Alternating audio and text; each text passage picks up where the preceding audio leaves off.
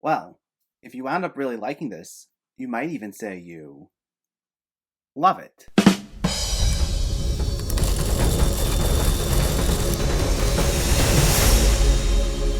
What's going on, everyone? Welcome back to my channel. Today we're talking about a newer release, I Love My Dad. Before we begin, let me know in the comments what your thoughts on this movie are, if you already saw it, or if you were planning on seeing it, and make sure to hit that thumbs up button if you like these reviews, as it helps me out immensely by getting my content out there. And if you're new here, I hope you consider hitting that subscribe button so you can stay up to date with more movie-related content like comedy reviews on a near daily basis. But let's not waste any more time and let's talk about I Love My Dad. This stars Patton Oswalt as a hopelessly estranged father who catfishes his son, played by James Morosini, in an attempt to reconnect. Morosini also wrote and directed this, and it hit theaters and VOD in early August after premiering at South by Southwest earlier this year. And as the opening text of the film states, this is actually based on true events that actually happened to Morosini. And the tone of the text, indicating a you have to see it to believe it sort of vibe, sets the stage for this film appropriately. It's a mix of brutal honesty as well as sheer ridiculousness. You have Morosini's Franklin, who struggles with mental health issues exacerbated by his father's dishonesty and lack of boundaries, and whom we find out at the start of the film attempted suicide. And Morosini, as the director, handles a lot of that material with a delicate touch, never treating his character's clear social awkwardness as the butt of a joke,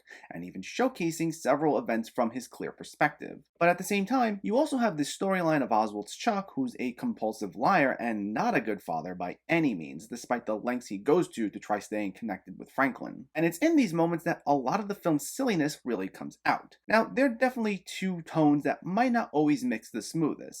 It can sometimes be a bit jarring when going from these really sensitive moments of Franklin breaking down to then seeing Chuck come up with ridiculous lines as part of this online persona where he fails to understand online lingo or come up with these seductive bits. But even when this might skew too heavily in one direction or another tonally, I thought Morosini did a commendable enough job at reeling things back in. I will say though, I don't think a lot of the film's cringeworthy scenarios of Chuck scheming his next move will be for everyone. Certain plot points will play out exactly as you'd expect, and when you come across those moments, there are times you might laugh and others where you'll find yourself burying your face in vicarious embarrassment. So if you were to say this just might not have worked for you, I can totally understand, as it can get out there. And while I did find myself squirming in my seat a bit for some of the cringy lines of dialogue Chuck comes up with, I do have to commend Patton Oswalt for playing the role with such commitment, and he'd bring a lot of laughs to the table. It's an interesting role because Chuck's easily a terrible father, but the way Oswalt plays him, really leaning into just how sincere he is in his desperate attempts to stay connected with his son, it allows him to come off as more nuanced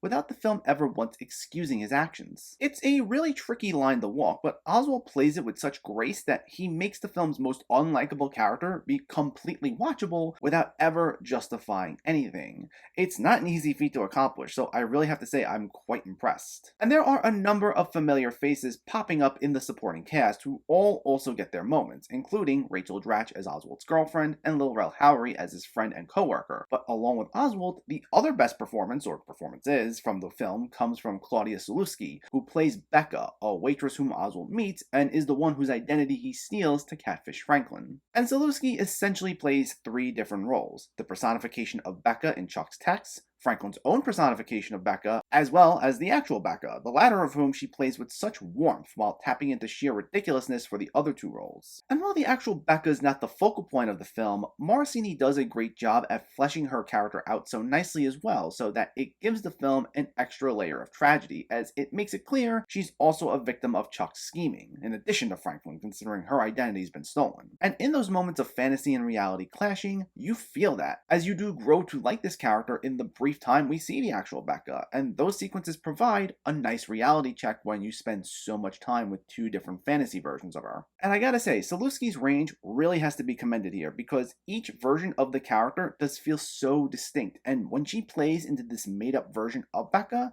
she really gets to show off such a great sense of comedic timing, and she provided a lot of solid laughs, which still work even when going back and forth between all these different versions of her to seeing the actual Becca. Sulewski was really committed in what was essentially three different roles, and I hope we get to see her in some lead role soon enough, because it's clear she'd really be fantastic.